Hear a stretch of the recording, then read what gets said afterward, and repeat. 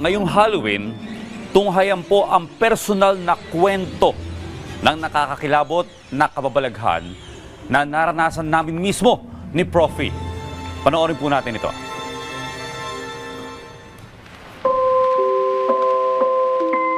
Hindi naman talaga ako matatakotin.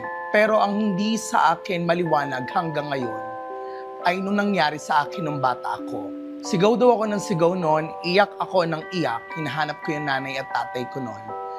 Dumating yung mga tita ko, yung mga pinsan ko, at tinatanong ako ano nangyari. At yun lamang yung na-describe ko.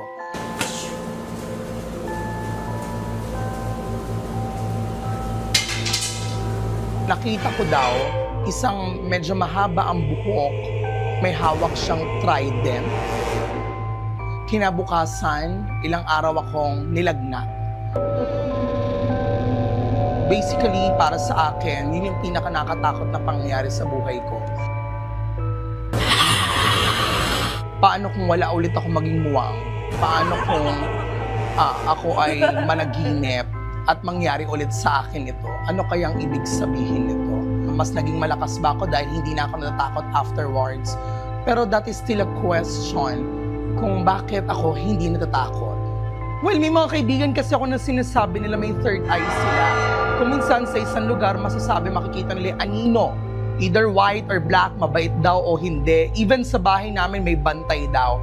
Pero I don't feel the energy. Parang sa akin, kung halimbawang totoo man sila, okay, they exist. And I think they have the right to exist naman. As long as wala akong nararamdaman o ginugulo ako. Sa akin, ito ay hindi naman pangitain. Pero it might be an isolated case para sa akin. Pero I still believe more and mostly in God.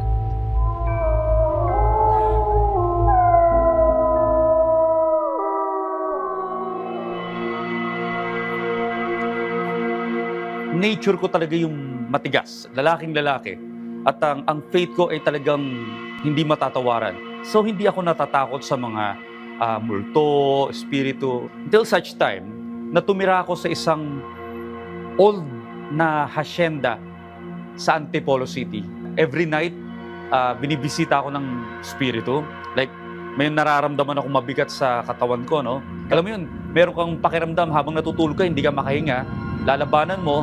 At one time, nagalit ako. Muli siyang bumisita, but this time, may kakaiba na. Naramdaman ko, sinasakal na ako at may naririnig na akong galit sa kanya. Naging pangkaraniwan na lang sa akin yan dahil every time naman nalalabanan ko, sinasabi ko, in Jesus' name, umalis ka dito.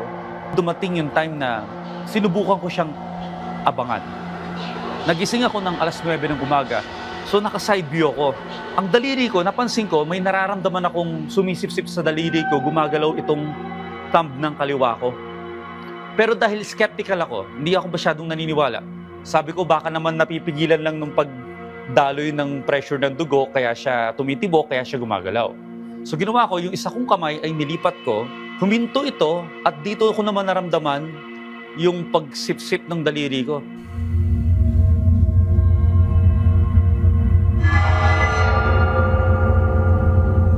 Alas 10 ng gabi, inabangan ko talaga siya. Ang nakita ko, may isang entity na bubaba mula sa ceiling at pumatong sa footboard. Mula sa footboard, tumalon siya pababa ng kama at dahan-dahan siyang papalapit sa akin. Idinilat ko ng konti yung mata ko nang makita ko siya. Nung nakita ko siya, face to face na kami, dun na ako natakot talaga. Iba pala pag nakita mo na ang itsura. Maliit lang lalaki, crumpled ang mukha, mabalahibo. Nagkatinginan kami, nataranta na ako, natakot na ako, napasigaw na ako. Ang ginawa niya, bumalik siya kung saan siya galing. Umakyat muli siya doon sa may footboard at umakyat uli siya doon sa may ceiling. Simula nung nakita ko na siya, nawala na lahat ng tapang ko. Umalis na ako sa bahay na yun. Hanggang dito na lang ako. Hindi ko na kaya. I think meron akong third eye. Hindi ko to pinagmamalaki. Sadly meron, pero nandito to no? So, malalabanan mo lang siya siguro by faith. Lagi kang magdasal, yung faith mo dapat malalim na. May mga demons na roaming around the earth na naniniwala ako dyan. You just have to be ready kapag napunta ka sa situation na may encounter mo sila.